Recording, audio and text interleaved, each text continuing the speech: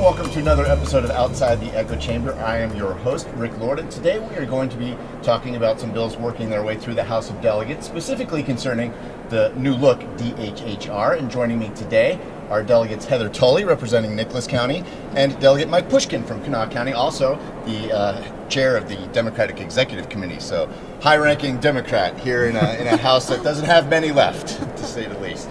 But we are going to begin with that DHHR, a new look DHHR now. In fact, I believe House Bill 4274 just passed and is on its way to the governor's desk, which restructures the entire DHHR. Of course, last year, that was one of the elephants in the room, is how do we make that work? There was some talk about it being a little too cumbersome, that we needed more oversight. But specifically, I want to begin with House Bill 4595, which you're a sponsor of. Basically, in Cliff's Notes version, has to do with transparency and oversight, making sure that CPS cases that could and should be looked at a little more closely are. But I'll let you go ahead and dive into that and talk a little bit about that bill, why it's you believe it's necessary, and where we go from here. Absolutely. I am the lead sponsor of the bill, and the genesis of the bill came from a point. We were talking about some of the terrible catastrophic failures that we're hearing about, child death and injury throughout the state, not just one county. And actually, I was thinking about the Special Committee on Investigations that the legislature had, and I thought about some of the sensitive nature of things that they investigate and how they were able to get to that point that they could get some details to conduct an investigation and actually get more details. We had a young child in 2018 that perished in Fayette County. She was actually lived in Nicholas County, which is my district as well. There were multiple mandated reporters called, made reports, and those CPS reports did not yield in any action, and this resulted in this child's death. And so it was very tragic for me to be able to not to be able to get details as to what happened and where the failures happened for this child, so that we could probably intervene in a real time fashion. We figured out that our infant and child fatality and morbidity reports are years and years behind. We heard testimony from Matt Izzo at the State Medical Examiner's Office regarding that issue, which probably compounded the problem. But how do you get details out, and actually from DHHR, because every time we would get them before the Locker Committee, they would essentially stonewall you and say, well, we can't release information on that because it's a pending investigation. Well, as a legislator, I'm tasked with coming down here and developing policies to really help benefit these children and help protect these children. And so how do I do my job as a legislator if I can't receive that information that I need to develop some policies? Now, there were some people that said, it was too broad at first. I believe there was an amendment from Delegate Hansen that said, okay, let's clarify the language a little bit. Let's make this a little more succinct and concise so that we know exactly what types of investigations can be done concerning specific cases. It's interesting that you brought up that 2018 case, because a lot of the people around here, when talking about this case, bring up the Sissonville case, which was a little more recent than that. But it kind of just goes to show the microcosm is that this has been going on for a while, and a lot of people have had concerns with CPS, not only for cases that they don't prosecute, but almost sometimes some of these cases that they are going after that maybe aren't. So it's on both ends. Like, are they over on this end? Are they under on this end? I think for most people, they just want to make sure that everything's done right and is done in a transparent way. Mike, I know that this is one of the rare issues that you guys will agree on. Yeah, and a bill like this should have bipartisan support, and for the most part, it does. And I used to serve on Locker, on the Legislative Oversight Committee over Health and Human Resources. No longer on that committee, but I'm familiar with a lot of the issues that are brought before. That's why I think it was important to give that committee the ability to, in rare times, go into a closed session just to get information from a department like CPS. And that's important. I don't mean to interrupt, because it's unfortunate. It's incredibly unfortunate that we have to run a bill like this. But it's been extremely hard to get information out of many departments in the executive branch of government right now, and under this administration, and that's an issue. But in the most extreme cases, it's when it involves child protective services, and too often, by the time it gets to us, it's either extreme abuse or the death of a child. Horrible, horrible circumstances. So we should be able to do this, so we should be able to get that information. One thing I do not like about what they did in the Judiciary Committee is they made it more of a referral to the Committee on Special Investigations. I think it should be done by LACRA. Like, we're the ones that hear these cases That's why the committee was formed. Yeah, and we're the ones that provide that oversight over Health and Human Resources, or whatever the new departments are going to be called. We're the ones that provide that oversight, and it should be done by that committee. I don't feel that it will be abused. My problem is I think it will help us to better investigate these issues to prevent real abuse that harms some of the most vulnerable segments of our society, children who are in state's custody. You brought up the Sissonville case. It was a horrible case where children were being treated like slaves, locked in a shed before they were found. There were multiple calls to CPS by the neighbors before that. There was a bipartisan call for a special investigation into that. I called for it, and Senator Stewart, a Republican, called for it. We've not heard anything yet about it. How does that happen? When it's coming That's from... what we'd like to know, how something like that could happen after multiple reports from neighbors. And that's why a bill like this is important, and that's why I think it should be done by the Lockyer Committee, not a special investigation. Now, rarely is a bill perfect, and you heard some of the potential pitfalls that Mike brought up. It's on its way to the governor's desk. If it gets on its way to the governor's desk, do you like it as it is right now, or do you still think that there might be some tweaks? I think we still have a chance to massage it, actually, because it is still actually on the House calendar. Right. So it hasn't even gone over yet. It hasn't even gone over to the Senate side yet. So I think we have 4274 was the one I was making. Yeah. Thank you for correcting. We have some opportunity to, I think, maybe massage it. When we spoke to the committee, we actually had one of the lead investigators that came up and gave testimony in judiciary from the Committee on Special Investigations, and I don't really think that they seem to have an interest in wanting to look at these things. It is more financial crimes, more things that to do with corruption within government, more so than actually figuring out like a root cause analysis of some of our DHHR failures. And I really feel that they don't think that this is probably completely within their purview or probably their area of expertise. My goal is not to run criminal or civil investigations, but really I'm a problem solver. I want to fix the problem, figure out where the error happened, and make sure that that never happens to a child again, or anything similar happens to another child again. Now, the bill that I conflated, 4274, is on its way to the governor's desk. That's the restructuring that breaks it up into 3 separate agencies. This has been a process for a while now. We kind of have the infrastructure in place. Do you think that this is going to help to be able to give these separate agencies now, these separate entities under what will be the DHS now, or instead of DHHR, DHS, Human Services, I believe is what they're going to rename the whole umbrella.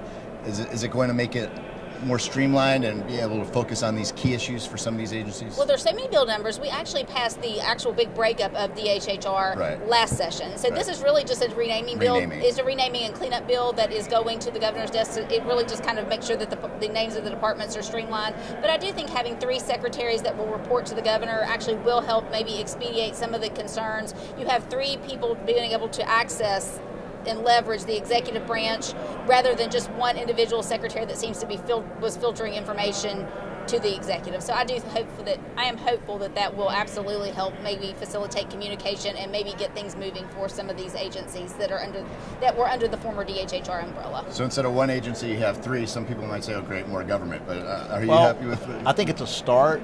If this is the end, though, it's not going to do it. And then instead of having one huge dysfunctional agency, we could have 3 slightly smaller dysfunctional agencies. That's not what we want. We want things to work better because real lives get hurt when these agencies fail, especially children who are in state's custody.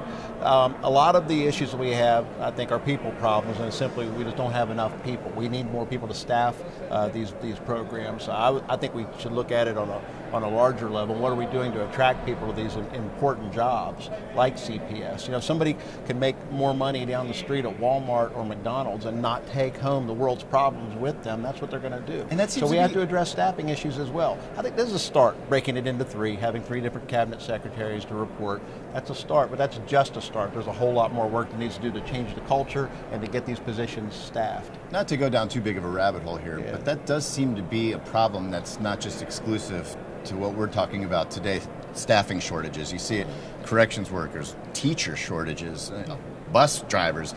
When we're sitting on the surplus that we are right now, a lot of people will be like, well, what's going on? Why can't you just give these people more money? And we did actually raise the salaries for some of the CPS workers. That was some of the legislation that we passed last time. We were trying to make sure that we did see a reduction in some of the empty positions that we had before. So we are trying to work toward that in a systemic manner, trying to make sure that things are getting addressed. Unfortunately, Rome wasn't built in a day, and it's going to take some time. And you're absolutely correct.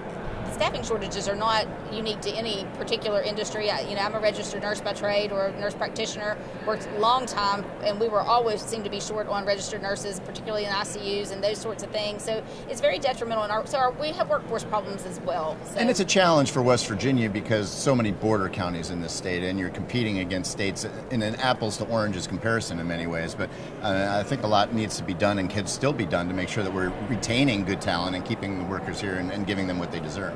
Yeah, I've often said everything we do in the legislature should be run through the prism of, will this attract more people to West Virginia? Will this make this a state that's more attractive for young people to stay in? We have staffing issues not just in the public sector, but in the private sector as well. But when we have staffing issues in the public sector, it means our jails are under a state of emergency. It means we hear these horrible stories of CPS reports not being followed through on, and the results are horrible, or abuse or worse to children in the state's custody. So we need to do whatever we can to attract people to this state, get people to these important jobs. One thing that happened last session that I was very much opposed to was the rate increases to PEIA, raising the health insurance cost on public employees. I think that made those jobs less attractive. I hope we can come together and support a meaningful pay raise. I hope to at least offset the premium raises that was voted on last year. And those premium raises are probably going to take place through 2028. Yeah. And so another 5% raise on the table this year. Yeah. I know a lot of teachers would like to see some permanent raises. That's starting to get in the minutia of legislation. It's tough to legislate permanent raises, but something that I'm sure that will be looked at. Back on to the DHHR now. You're running another bill that has to do with specific types of scanners for mobile units in rural areas to get health care to people that might not have good access to it. Just talk a little bit about that bill. We are, and actually we have ran that bill, and that bill has passed out of the House and is on its way to the Senate. So particularly for mammography and lung screening, mobile lung screening, we have a very high burden of lung cancer here in the state of West Virginia. I think it's actually our number 2 cancer burden, and it kills more people than colorectal, breast cancer, and I can't remember the other type of cancer combined. So you Right. have a huge issue. Huge cancer burden. So one of the things that to get into the rural communities, you have the mobile scanners that go out. They are limited by certificate of need, government permit saying that they can go into these certain areas. Some counties are very well served by them. Others cannot get access because the certificate of need blocked them. Nicholas County, for example, could get them.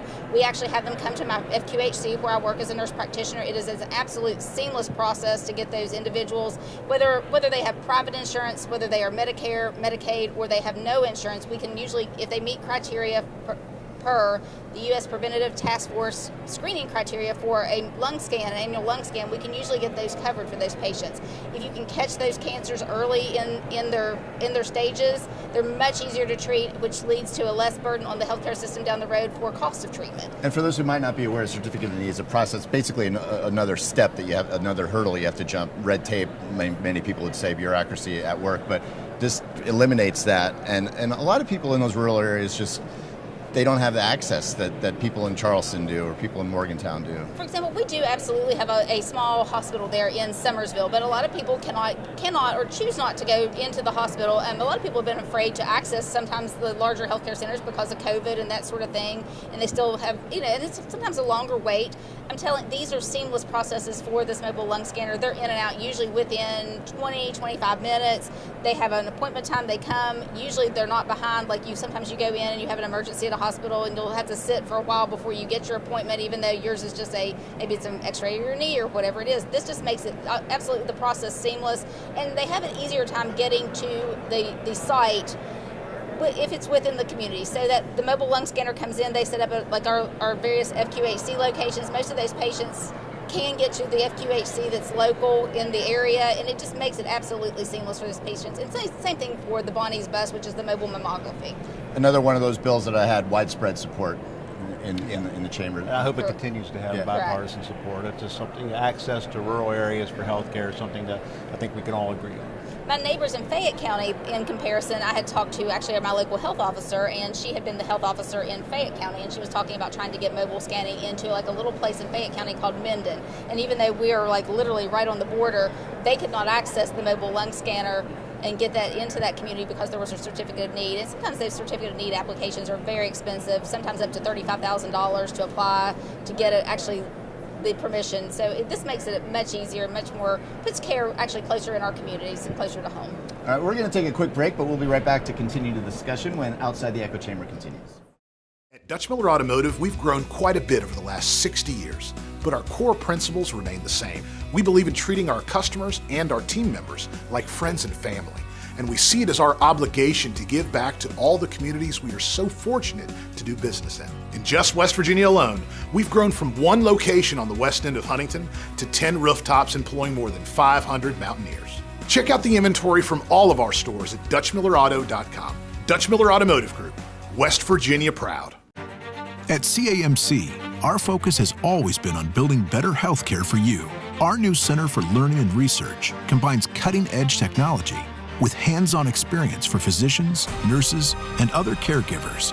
Using specially designed simulation rooms and robotics with expert instruction, our learners expand their expertise. Because you deserve the most advanced care possible, now and in the years to come.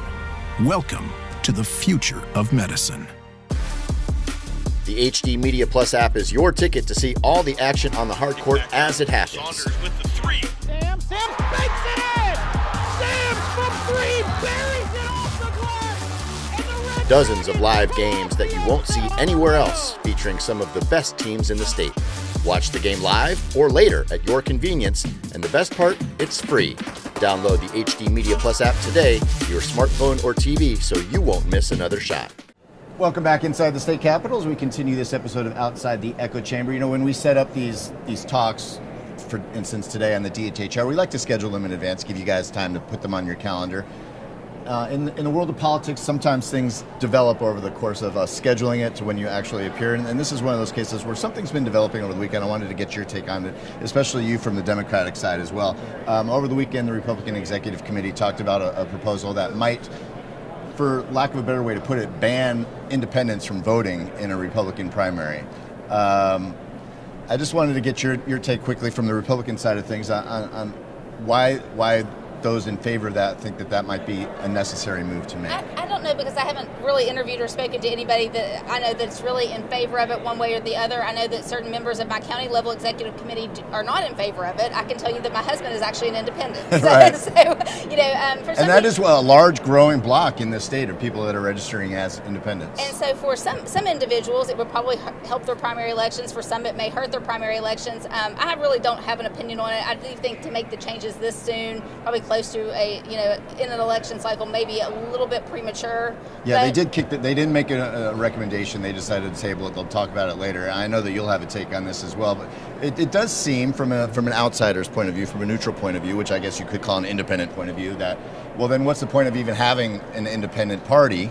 They don't have primaries anyway, and if you're going to prevent them from voting in a primary where they can only vote in a general, where anybody can vote anyway, then what's the point? Is this a strategic move? What's going on You here? know, believe it or not, I'm not part of those conversations with the Republican executive. No, I understand that. I just want your take from the other You know, side. I do find it, a bit ironic, because actually it was the West Virginia GOP that first opened the primary. Years ago, it was the Democratic Party that had closed primaries. We followed suit, and I'm glad we did. I think that we should allow people more access to the polls, and people can choose an independent or somebody who's not registered with a political party can then decide which ballot they take. We support people's right to vote. We believe in free and fair elections, and we think we should we're keeping our primaries open. So the West Virginia GOP, their executive committee can decide to do whatever they want. We're going to keep our primaries open. Do you think that there was some national thing at play here? Because I know there was a lot of talk in Iowa during the caucuses, a lot of Republicans saying that they believe that a lot of Democrats purposely registered as independents so that they could vote for Nikki Haley in Iowa. Some of the numbers bear that out in specific counties. I don't know if it was an issue, but do you think that might have been something that sparked this? Or? I don't know what sparked it, but if that's the path they choose, then that's fine. They can do that. The And that's Democratic something Party in West Virginia wants all voters. Come back. And I'm not involved in the Republican Right. Party at the state level. I choose to stick to my county area because all politics are local, and then come down to do some. And your husband's an legislative. independent. And my husband is an independent. So it doesn't seem like something that you would support. I'm just really kind of a neutral opinion on it at this juncture. I think it probably is coming up a little bit premature and this close into a primary, to a general election cycle, and we're looking at some things for a presidential election cycle. Another bill that was introduced in the House was basically saying that it would limit the powers to change election laws. The impetus of that would seem to be what happened in 2020, but there were no issues in West Virginia. None whatsoever. Nobody claims that there were. And I don't want to put words in people's mouths or make any conjectures here, but it seems like the implication here is that there's something wrong with mail-in. It seems like that was the impetus for this bill. And again, I don't want to put words in the delegate's mouth, but were you there when that bill was introduced, and what do you think about it? There have been several election bills that have popped up. I know in the House Judiciary they had several that were on the agenda yesterday, and some that I find very problematic. There's been a lot of folks, present company excluded, a lot of folks on the other side of the aisle have been crying foul about the last election. I believe it was a free and fair election. I think here in West Virginia we've had absolutely no problems. I think it's another problem in search of a solution. We've had absentee ballots for quite some time. It has never been an issue, and now we have bills that want to criminalize, make it a crime to give somebody an application for an absentee ballot. If the mail's good enough that you write a check and you send it to the gas company or the water company in the mail. We use mail all the time. It is secure. It's still one person, one vote. It's quite easy to check. There's been absolutely no evidence of any foul play or wrongdoing through mail-in voting in the last election. There are in the 2020 election. There are some people that claim that there are still some maybe problems with, including the Secretary of State. He has come out, and he's the chief election officer of the state, and he has also made these false allegations that have with no evidence to back it up. It's dangerous. There are those that say that the issue isn't necessarily that there has never been anything proven, that it can't be proven because signature verification can get a little bit wonky, and that if there's no chain of custody, we could talk about this for hours. But in West Virginia, I think it's safe to say that there was never anybody that said that what happened in 2020 had even a sniff of wrongdoing. So like you said, a solution begging for a problem. If anybody should have been upset about the results here in West Virginia, it should have been us. But we think it was a fair election. Do you see anything wrong with what happened in 2020? I generally stay in my lane when it comes to this kind of stuff. I go into my ballot box, I vote, I pick the best person for the job. And so that's where I'm going to leave that. I'm not going to opine on it. 2020's in the past. I'm looking forward to 2024, intervening on problems here, working through legislation that actively address what I perceive to be major problems here in this state. So let's move on. What is a major problem that you hope gets looked at beyond the DHHR here in the next 60 days? Beyond the DHHR, that has been the bigger focus. That with working as a member of the Locker Committee as well as the Health Committee, repealing a certificate of need, which we've already started to work on. So I think that's been a large portion of a large issue that we've worked on. Allowing practitioners to practice to the full scope of their practice. You'll see that battle come out today again with the optometrist. You saw it go on yesterday on the floor with the CRNA bill, the CRNA PA bill. So allowing people to practice at the top of their scope and allowing to keep those workers and providers here in West Virginia, telling them that we do want them, because as we discussed, workforce is a major issue. For the most part, when you start the session, you guys all seem to be getting along. You pass these no-brainer bills. It starts getting a little contentious as we go down the line, and a lot of times that begins with some of the social issue bills that come up. And I know that the Democrats have held steadfast on some of the things that have been brought up in the past, wondering, why are we going down this road again? Are you concerned that there might be some bills that get brought up again this year that make you just shake your head? It's always a concern, but what we should be concerned about are what really affects the day-to-day lives of West Virginians and what we can do to work together to help improve the lives of West Virginians. And we have some serious issues in this state. I think that's what we should be focused on. We work in a bipartisan manner when it comes to addressing the issues in regards to foster care, issue in regards to like IDD waiver programs, AD waiver programs, things that actually are helping and we need to work on to help West Virginians. Unfortunately in election years we hear a lot about social issues that, in my opinion, don't really do anything outside of this building. Do you think it's just people that want to put stuff on their mailers? It's the main effect is to help either get people elected or unelected, I don't really have much patience for it. I think there are too many serious problems that we need to address. And one that I hope I'd like to bring up is the proposed rate increase. And I think we're in agreement on this rate increase for the home workers. People go into the homes of folks that are on the intellectual and developmental disability waivers, the aged and disabled waivers, to help people stay in their homes and get the type of care that they need in their homes. There was a recommendation to raise those rates to attract more people to those positions, keep people in those positions. As of right now, don't believe it's in the budget. We need to get it in the budget. We need to pay these people a living wage so they're able to do this. And people in West Virginia who need the most help can get that help and get that help while living at home. It's very important. More important than any social issue. And especially for the IDD folks, yes. the people that are developmentally delayed or disabled, it's very detrimental. And some of those providers are really kind of hanging on by a thread in the state. They're providing these services maybe in these small homes that have maybe 4 clients. And so if those folks go out of business, where do those clients go? And so that's the bigger social issue that we're looking at. And Delegate Pushkin is absolutely correct. We did have a rate study commissioned. We got the results, and it's my understanding that Medicaid, because they didn't get the rate study or the results of that study by a certain date, they didn't add it into their budget. So absolutely, we do have concerns about that, and I know that is on our health committee radar as well. So on issues like this where there seems to be support from both sides of the aisle, what tends to be the holdup? I know it's always a money problem, and it's always trying to find it in the budget. But when you have this type of support, what's the obstacle to get that through? Usually, like if it is something that doesn't involve a fiscal note or finance. Well, fiscal note kills everything. Well, you're trying to work through figuring out where you can pull that money or where you can plug it. So just trying to figure out. A lot of our bills go from the health committee and even the education committee to finance, and so sometimes things don't move forward there. But I'm certainly hopeful that we can move something forward, particularly with the IDD waivers and those that are impacted by that rate study. All right, I want to give you a chance as we get toward the end here to just kind of give me a macro version of what your vision is of a successful session from the Republicans in 2024. My vision of a successful session would be actually to make progress and move forward with the locker bill and actually have it impact some of our vulnerable children in this state, to at least allow us to get details in real time, to be able to assimilate a solution to a problem not 5 years post event.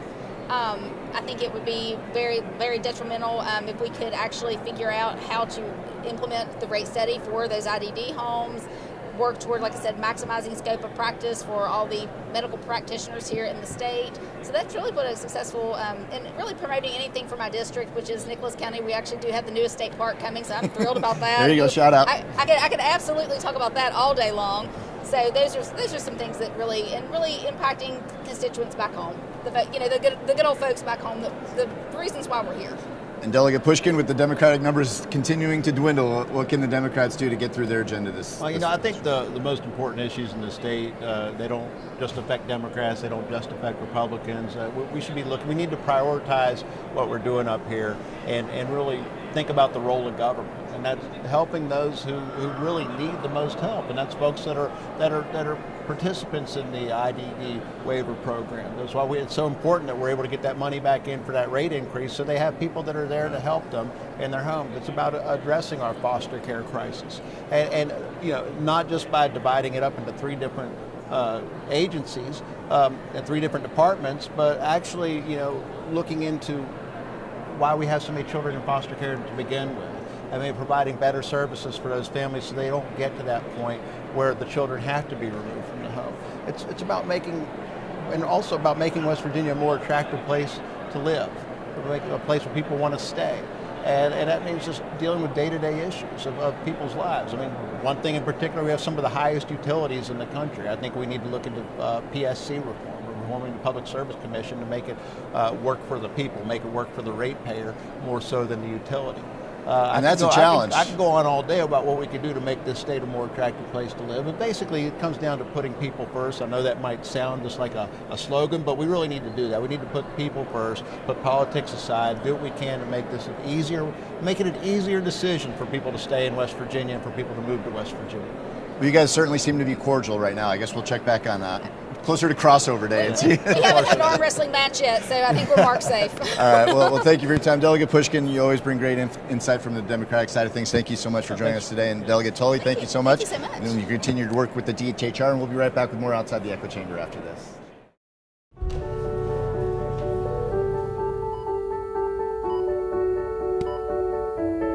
When it comes to surgical care, you want the best hands behind the robot. And those are ours.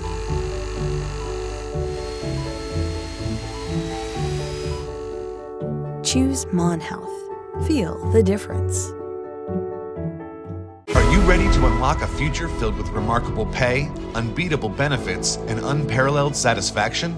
Imagine embarking on a journey that offers you a college-level education without the weight of debt, all while earning a steady income. Look no further than the West Virginia Building and Construction Trades Apprenticeship Programs. Join us, and together, let's build a future that's brighter and stronger. Go to actwv.org to apply today. The West Virginia Building and Construction Trades, where the future is forged. Welcome back inside the state capitol. That's going to do it for another episode of Outside the Echo Chamber. We'd like to thank our guests today, Democratic Delegate Mike Pushkin from Kanawha County and Republican Delegate Heather Tully from Nicholas County. But be sure to join us on Thursday. We're going to be talking about an issue that has a lot of people talking around here, the transfer portal in high schools, and we'll get an update from the WVSSAC on the bidding process for the Super 6. Could it be moving out of Wheeling? That's on Thursday on the next Outside the Echo Chamber. Until then, I'm Rick Lord. Take care.